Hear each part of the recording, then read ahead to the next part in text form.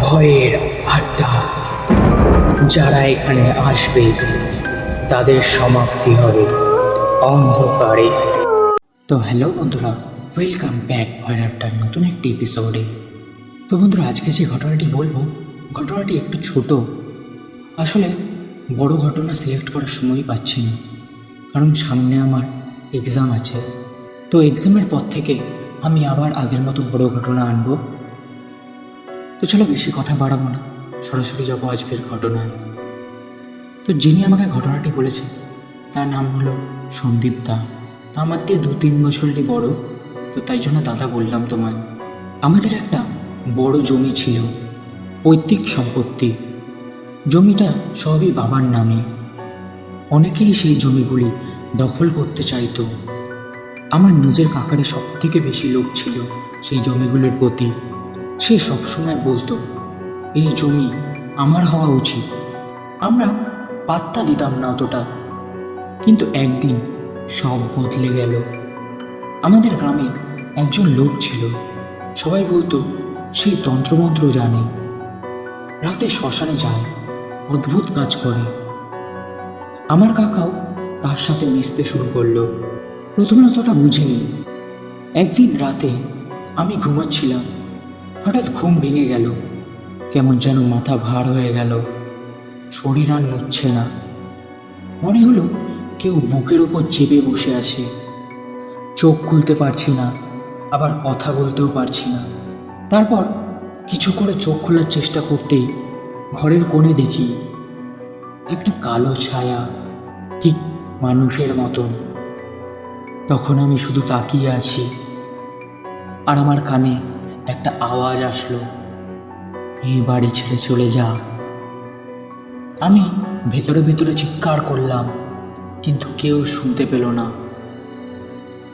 এরপর থেকে প্রায়ই অসুস্থ হতে থাকতাম, কখনো জ্বর, কখনো আবার রাতে ভয় পেয়ে উঠে পড়তাম ঘুম থেকে। আবার কখনো খুব খারাপ দুঃস্বপ্ন দেখতে লাগলাম। রাতে দেখতাম কেউ আমাকে ডেকে নিয়ে যাচ্ছে অন্ধকারের দিকে।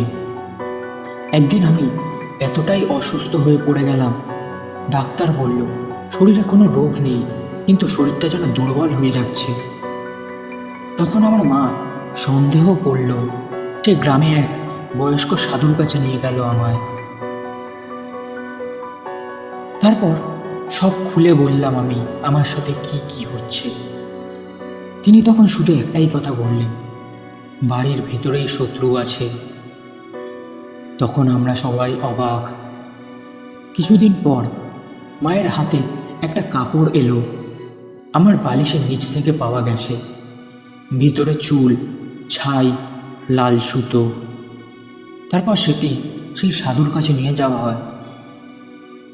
সাধু বললেন, এটা তন্ত্রের জিনিস, তোকে শেষ করার চেষ্টা হচ্ছে। আমার শরীর ঠান্ডা হয়ে গেল।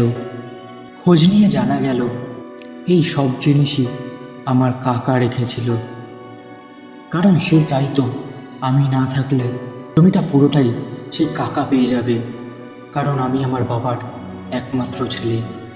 সেই কাকা আমাকে মেরে ফেলতে চেয়েছিল, কারো সন্দেহ ছাড়াই।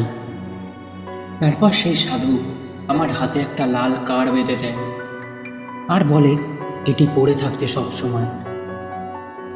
তো তারপর আমরা সব কাকার বিরুদ্ধে প্রমাণ পাই। বড়রা বসে কথা বলল, শেষে বিষয়টা থেমে গেল। তারপর কাকাকে গ্রাম ছাড়া করা হলো। তো এখন আর আমার সাথে তেমন কিছু হয় না। সব শত্রুই বাইরে থাকে না, কিছু শত্রু নিজের রক্তের মধ্যেও লুকিয়ে থাকে। তো বন্ধুরা, এই ছিল আজকের ঘটনা। ঘটনাটি কেমন লাগলো তোমরা প্লিজ কমেন্ট করে জানিও।